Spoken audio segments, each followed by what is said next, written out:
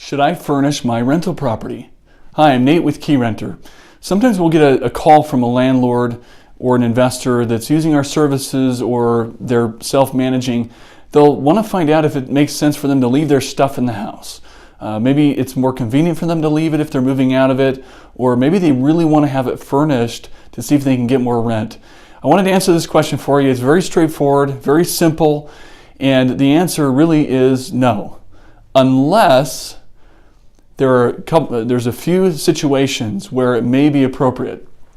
It's a vacation or short-term rental in an area with demand.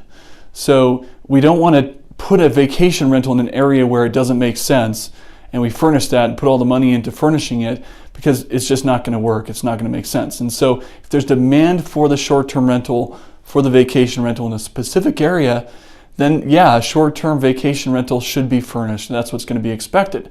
And typically furnished with higher-end stuff, not just stuff that's left behind in the property. It is an executive housing.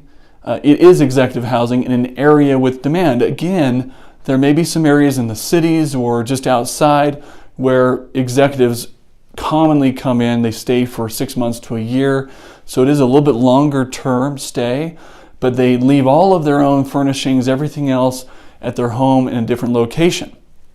If there's a demand for that and you've seen that working really well, that could also be an exception to our resounding no to that question. So why not? Why not have it furnished? So there's a few things here. People typically have their own stuff.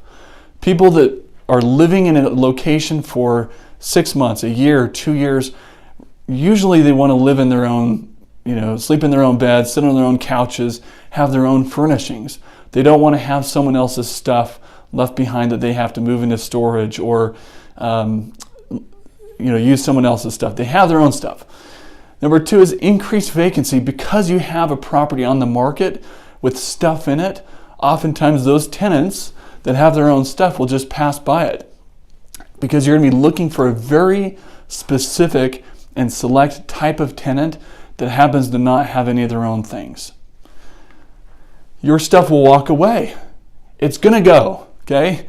Unless you're doing vacation rentals or executive style rentals, it's going to walk away eventually. And tracking that stuff can be a hassle. Holding people accountable for it can be a hassle. It's going to walk away. Also, your stuff's going to get damaged. It just will. It's going to be used and worn. If you happen to find the tenant that doesn't have all their own stuff, then oftentimes it's going to get broken anyway, and you're going to have some challenges with it. So again, we say no to this question just about every time, unless it happens to fit in that select group of properties where it could potentially make sense. If you have any questions with this, feel free to reach out. I hope this has been helpful. Thanks for watching.